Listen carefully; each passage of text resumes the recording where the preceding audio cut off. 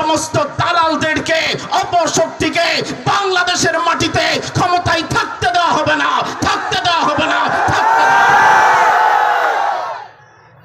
আল্লাহ তাআলা দেশ ও জাতিকে সিদ্ধান্ত নেওয়ার তৌফিক দান করেন।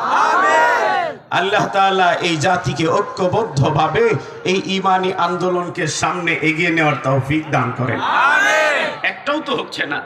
এই যে বিগত কয়েকদিন আগে, আমি জানি না আপনি জানেন কিনা, ইলেকট্রনিক্স মিডিয়াতে ভাইরাল হয়েছে, সোশ্যাল মিডিয়াতে ভাইরাল হয়েছে এক আউল বাউল ফাউল আবুল সরকার। কথা বলেন ঠিক কিনা?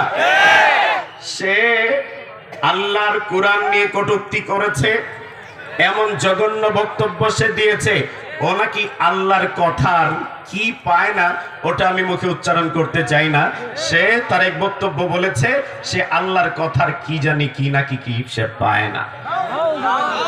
মুসলমান নিজেকে দাবি করে, মুসলমানের রাষ্ট্রে থেকে, মুসলমানদের এই পরিবেশে থেকে, শাহজালালের এই রাষ্ট্রে থেকে, শাহপরানের এই রাষ্ট্রে থেকে, 95% মুসলমানের এই দেশে থেকে আউল বাউল ফাউল নামের আবুল সরকারেরা আল্লাহর ব্যাপারে দিব্যি অপব্যাখ্যা করে যাবে, আল্লাহর কোরআনকে নিয়ে কটূক্তি করে যাবে, অশালীন বক্তব্য দিয়ে যাবে।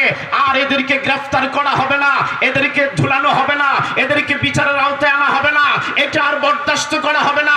আমাদের প্রাণের দাবি হচ্ছে আল্লাহর কোরআনকে নিয়ে এই কুখ্যাত আবুল সরকার যে জঘন্য বক্তব্য দিয়েছে, অনতিবিলম্বে তাকে সর্বোচ্চ শাস্তি ফাঁসির কাস্টে ঝুলিয়ে মৃত্যুদণ্ড বাস্তবায়ন করতে হবে, করতে হবে, করতে হবে।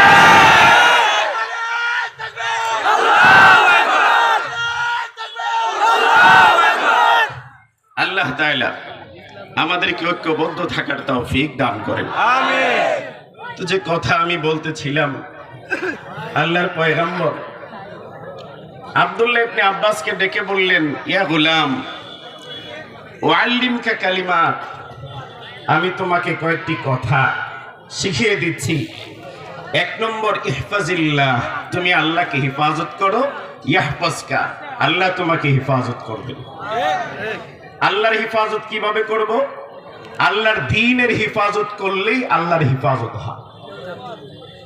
আল্লাহর দ্বীনের হিফাজত করলেই আল্লাহর হিফাজত হয়, খুব বুঝবেন। আর এই